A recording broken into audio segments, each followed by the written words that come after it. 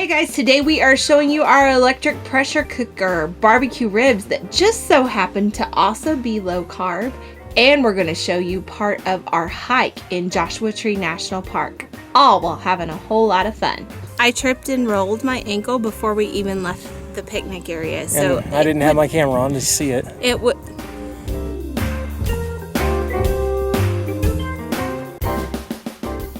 Hey guys, welcome back to my camper kitchen. Today we are in Joshua Tree National Park, or we're nearby, and we're going to show you part of our hike that we had on the Split Rock Trail. It was absolutely amazing, but to pair that, we are also going to make our absolutely amazing cola barbecue ribs that also happen to be low carb. If you've been watching the progression of this trip and this channel, ever since we found this sauce recipe, I believe that was in the butter and bacon cookbook. I'll have to confirm that. I've been making it so much now that it's kind of all just coming off of the other recipes. We have made this in the slow cooker. We made these ribs that we're going to make today, that we're going to turn it into an Instant Pot or electric pressure cooker recipe. We are using our Crock Pot express cooker, which is the Crock Pot version of the electric pressure cooker. And we're going to use the electric pressure cooker setting. I think this is might be her debut on the channel. Maybe not. I'm not sure. But anyhow, we're gonna use her pressure cooker feature today, and then later on in the channel or in the episodes, we're gonna start showing you guys to see if her slow cook feature works a little bit better than the Instant Pot, because we don't really care for the Instant Pot slow cook feature on the actual electric pressure cooker. But anyhow, that's neither here nor there. What we are here today to do is to make these ribs, these amazing ribs. We made them as ribs. We've also made them as pulled pork, and then we use that leftover to make stuffed avocados. So we have all kinds of love for this recipe, and I have been dreaming about these ribs ever since we made them back in Big Bend, and so we're going to make them today. So what we've got here is a rack of baby back ribs. You could probably use other kinds of ribs too. I just like the way that these taste. They are thawed and put in the Instant Pot. We're going to, after we mix up all the sauce that we're going to put on here, we're going to put these under high pressure for 25 minutes. Now, I have heard people say that they can go straight from frozen too, for 40 minutes under pressure. I haven't tested that yet, but I might just have to do that after trying these today. But anyhow, so we are going to go ahead and put together our sauce that we've made 2 other times on this channel. I'm going to pull up the website and see how to throw together the sauce. One of the things, let me pull it up.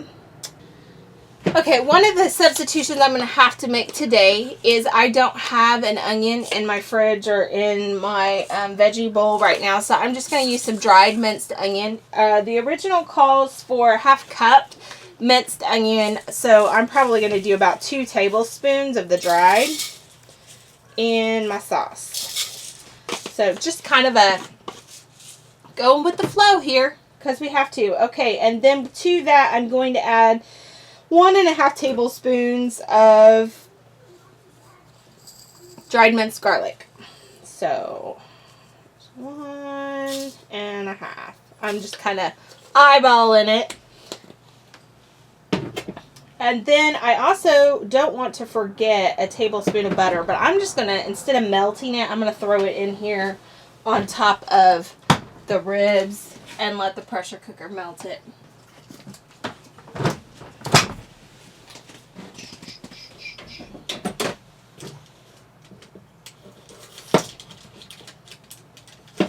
So there goes our butter, so I don't forget it.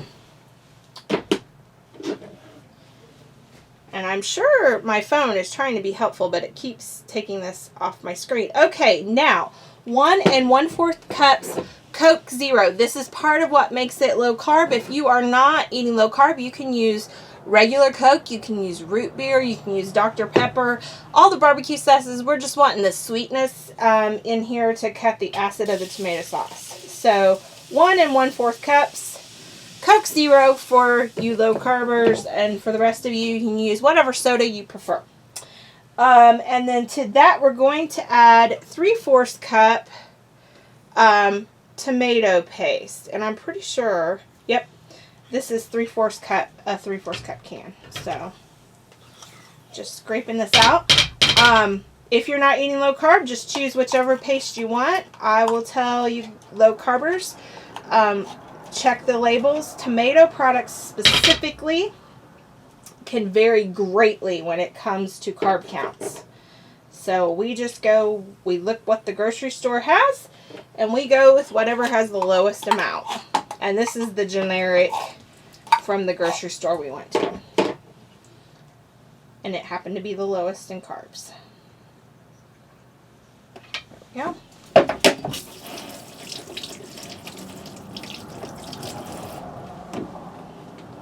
Okay. Tomato paste. Check. This has got a lot of ingredients, but man, the flavor is amazing. So that's why I have to look at it, even though we've been making it so much. 1/2 cup of water.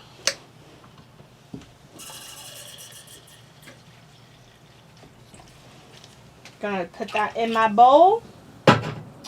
A tablespoon of steak sauce. We can do that.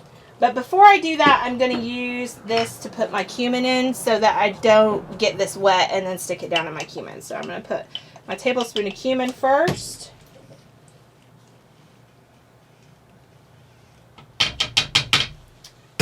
And now my tablespoon of steak sauce.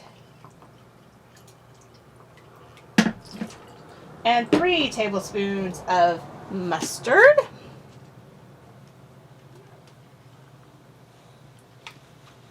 Maybe. 1, 2, and 3.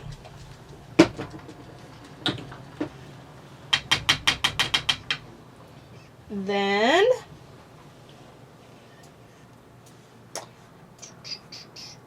now we're going to add teaspoons. We're going to add a 1/2 teaspoon of paprika.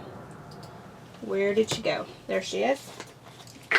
1/2 teaspoon of paprika. A full teaspoon of Cajun seasoning, which is our Slap Ya Mama.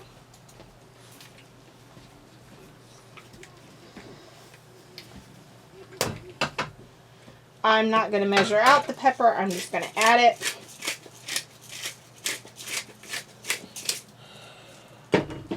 And a teaspoon of liquid smoke. Yummy. That adds that smoky smell along with that cumin. And I think we've got it all. Oh, that lid doesn't go there. I think we've got it all. Okay. Before I mix this the rest of the way up, though, I do want to salt my ribs. Let's do this.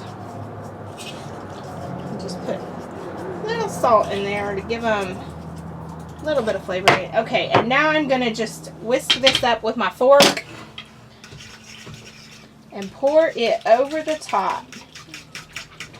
What's really cool about this recipe is what takes 8 to 10 hours, or I think Mikey, our slow cooker, cooked fast and got it done 6 hours last time. But still, what takes hours is going to take under an hour today, which is good because everybody's hungry. That hike was amazing. It had all kinds of boulders you could walk out on. Of course, the Joshua tree and the cactus. We went to the Chala garden afterwards, and that was really cool. We're just really enjoying all the different things you can do at Joshua Tree and how beautiful and different. It looks so different than any other place we've been, even though, again, it's another desert. So, okay, so this is where I'm going to just pour over the top. Ta-da! Okay, put that down in there. Wash my hands off, get my lid. Okay, again, like I said, I'm making this in my Crock Pot Express, which is their version of a pressure cooker, or what a lot of people will generically refer to as an Instant Pot. I'm going to set it to seal. I'm going to find the power cord, because that would be important. And plug this in. I'm going to set it to seal. I'm going to either use, I'm going to use the meat setting on here and set, which would be high pressure, for 25 minutes. And then I'm going to let it naturally release for 15 minutes before popping it over to quick release. So while I do all of that, you guys can watch our hike, Joshua Tree National Park, in 3, 2, 1. So you need to raise your right hand. Repeat after me. I promise to do my best to be a friend to nature and all people. And I promise to clean my room and to eat my vegetables and to do all my homework. Well, you're gonna have to. Are you setting this up now? You're gonna have to do it anyways. All right, Like it's a congratulations. homeschool anyway. Well, no homework then. There you go. Congratulations. Thank you. This was a little crowded in the visitor center. A wee bit. And they said it's about to get busier. Because it's like spring break, I think. Everybody's here. And everybody and their mother and their grandfather and their Aunt Sally. These ladies that were parked next to us got out and they were speaking French. And Cousin Bobby are all here.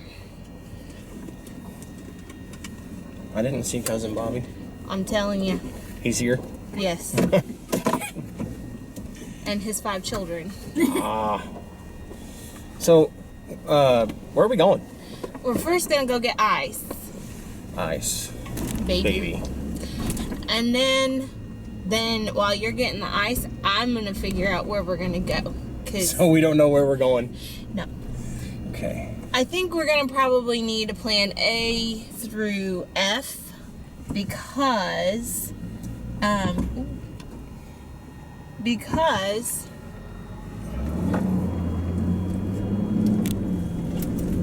it's so crazy here. A little crowded. Yes.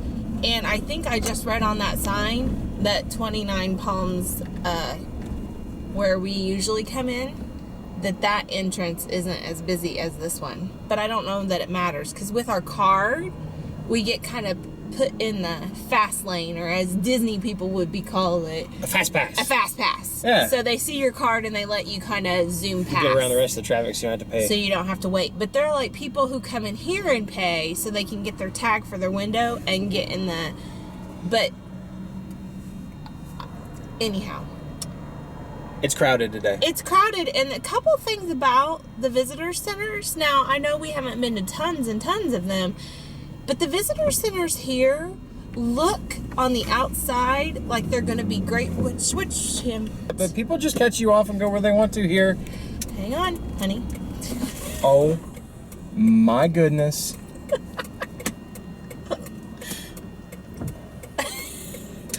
Traffic, y'all.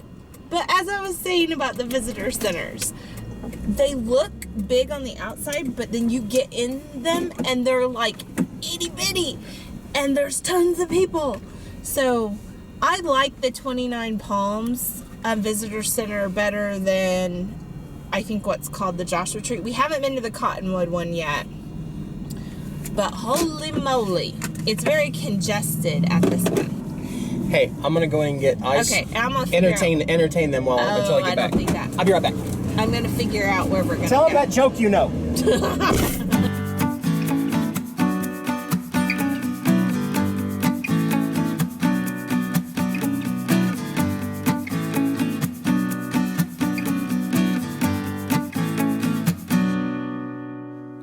So we got here at Split Rock, so we can go on a hike between Split Rock and what's the other one? Oh, Skull Rock. So we're gonna go on a hike between Split Rock. I think we're gonna see Face Rock or something. I'm sure we'll. It's called the Splitting Skull Hike. We're just making up things at this point, but we got like the very last parking space. It is packed here, and we are super excited that we are gonna get to go hike among these great big rocks. So here we go.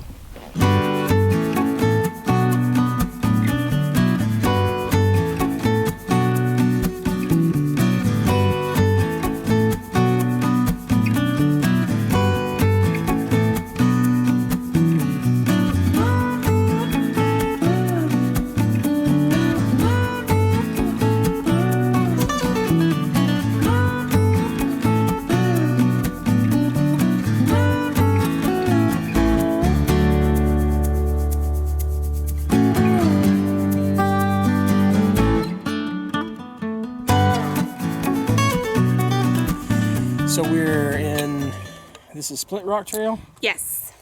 and there's lots of split rocks. Yes, People up there were climbing down the side of the mountain. we're not doing that. I was told I'm not allowed to. I tripped and rolled my ankle before we even left the picnic area. So And I didn't have my camera on to see it. it wouldn't be wise for me to be climbing in areas where that could lead to my impending doom.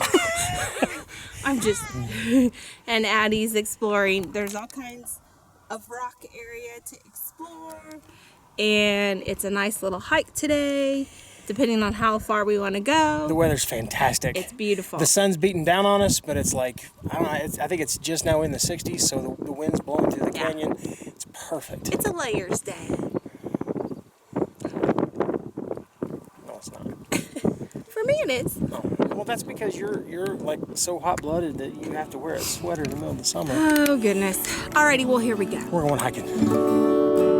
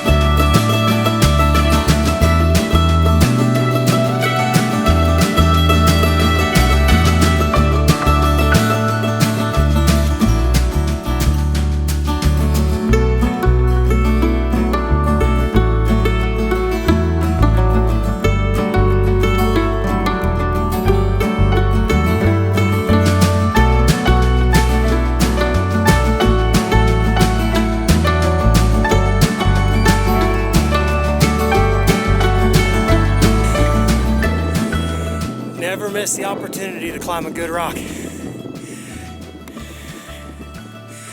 Let's just see views like this.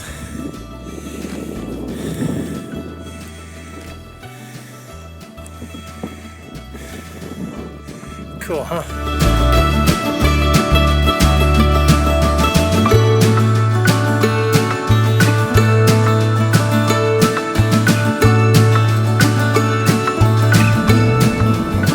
Sunburn. Yeah, you had a sunburn. I had a sunburn before we went out today. Now I am sun crisped.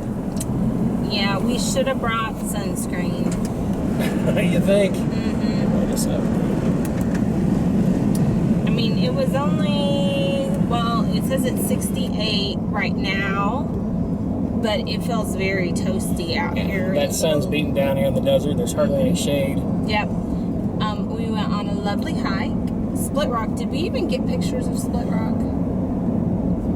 I don't know. There's so many rocks. Yes. Whether it's split rock or we found one that looked like a whale. We found one that looked like a dude with a face.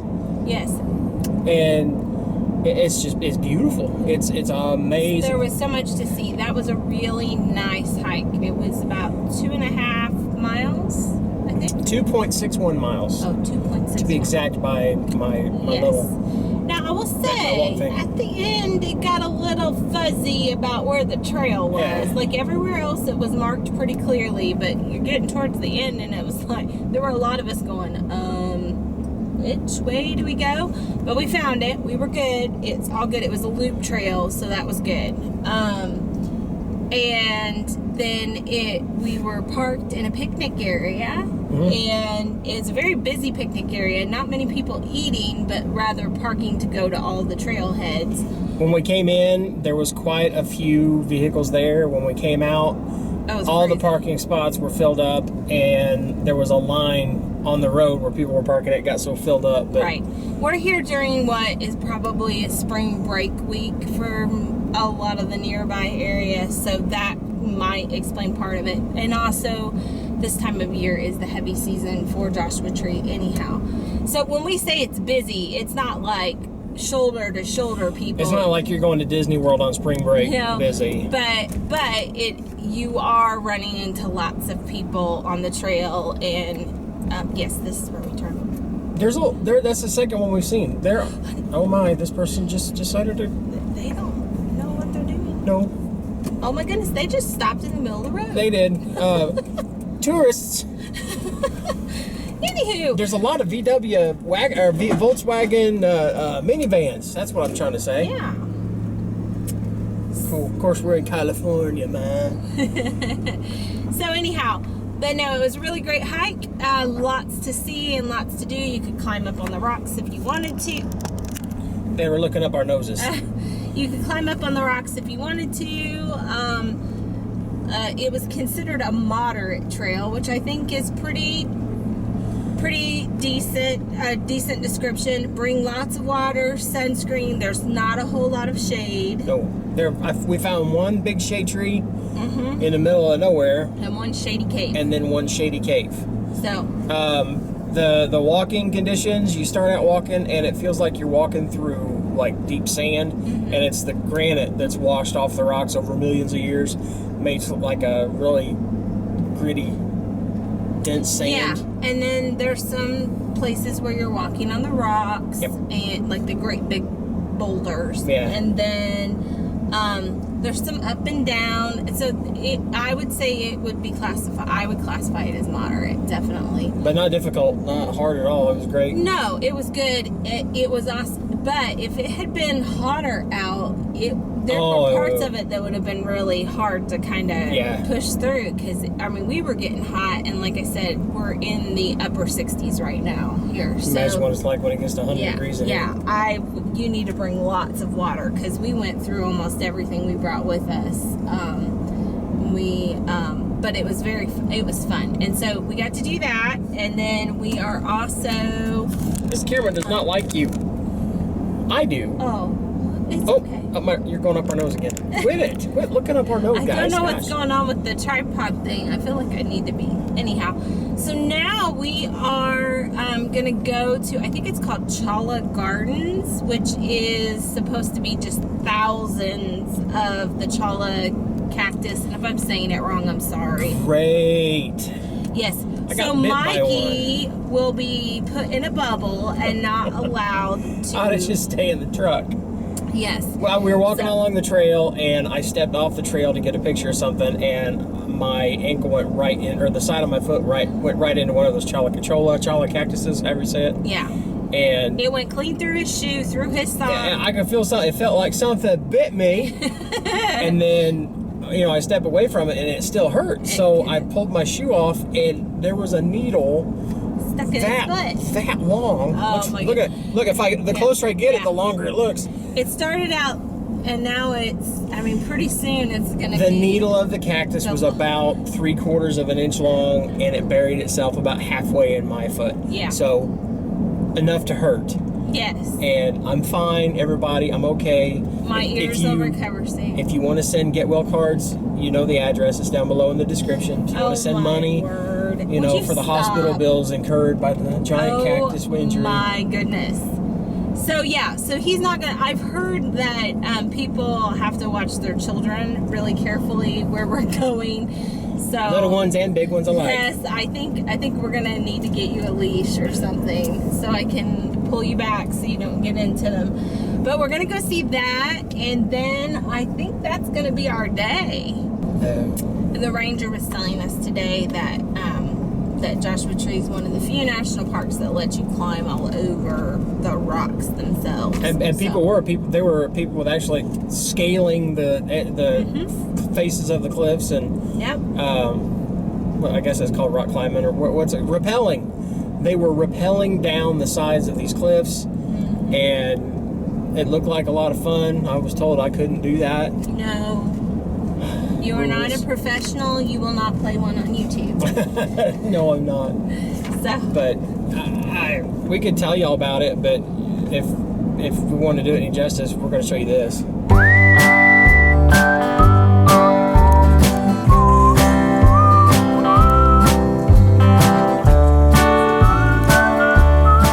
By the way, we just found out it's not pronounced Chala. It's pronounced Choya. Choya. Yeah. So, Sounds like cheetah. kind of like, yeah, it's like a Choya pet. I mean, I don't think we'd want to have one. Oh my goodness, what would Bob Ross look like if he had Choya hair instead of cheetah hair? Happy little cactus. But the sign back there said, unless you're a cactus wren, don't touch the cactus because, well, from experience that I've learned, the little spines that stick in you hurt. They decided to stay back there. I'm all alone. Okay, hey, check it out. Choya, everybody.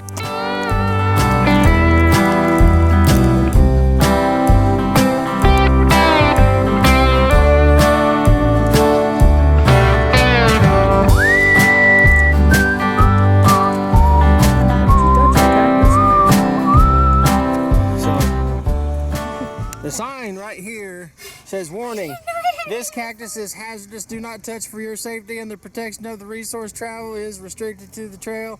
No pets. Addie. I don't know how. Like, I mean, at least it's not in my foot. Yet. Oh, yeah, That could have been bad. Now you're starting to act like your father. we're good. And welcome back from our hike. I have went ahead, this cooked for 25 minutes under pressure. I let it set for 15 minutes and naturally release, and I've already let the rest of the steam out. So let's open this sucker up. Maybe. There we go. Yep, the pin's down. Oh my goodness, it smells so yummy. Let's see. Yes, perfection. Okay, so, holy moly. I'm going to pull this guy out and put him on the plate.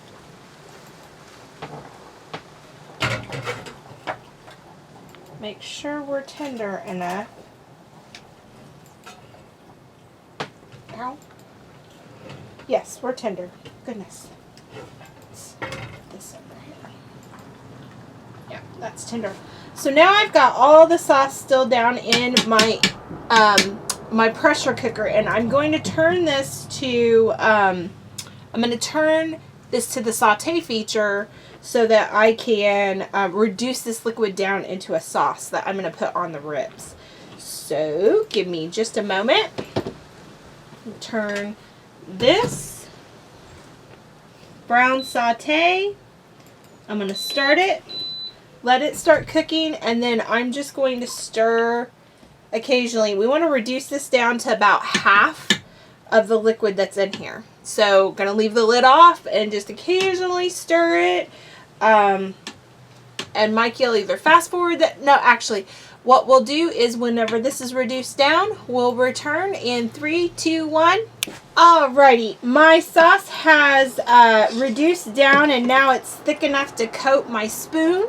Whenever I stir it in here, it took a little bit of a while, but it is going to be so worth it. So this is the sauce that I'm going to give Mikey when he goes outside to fire up the grill to grill these to get kind of a char on the outside. But I'm not, since we did that with the crock pot version, we're not going to do that again for this. I'm just going to, I you know, for the sake of taste testing, I took a little piece off of our rack of ribs, and I'm going to put a little bit of sauce on there to do my taste testing with you guys. You know, because I need to. I love these ribs. I'm so excited to taste how they taste out of the pressure cooker. So here we go. My goodness, that sauce just makes it. I love it. I will say that I don't think that they're nearly as tender as what they were out of the crock pot, but that's not necessarily a bad thing, because I know when we did it with the crock pot, Mikey was having problems with it falling apart on the grill for him. And so, but it's still, like, it's not super chewy. It still falls apart in your mouth. It's just not falling completely all off the bones when you first pull it out. I'm sure you could get it there if you put it under pressure for a few more minutes. But Mikey was hoping we would have it just a little bit firmer this time, so that whenever he's throwing them on the grill, they don't just like completely fall apart on there. So what we're going to do to finish up and get ready for dinner is we're going to take this sauce that I've made by reducing it down. And like I said, it just coats both sides of the spoon. And I'm going to let him use that sauce while basting it and putting it on the grill. But thank you for joining us today. We sure do love having you guys hang out with us and tag along with us on our travels. If you like this video, we'd love for you to give us a thumbs up. And if you are not already a member of our Crock-Pot family, you can become a member of the Crock-Pot, the Crock Posse, by clicking subscribe down below, and then you are one of the family. And as we've been saying around here lately, remember to laugh often, eat good food, and speak life. Bye, guys. You're shadowing it.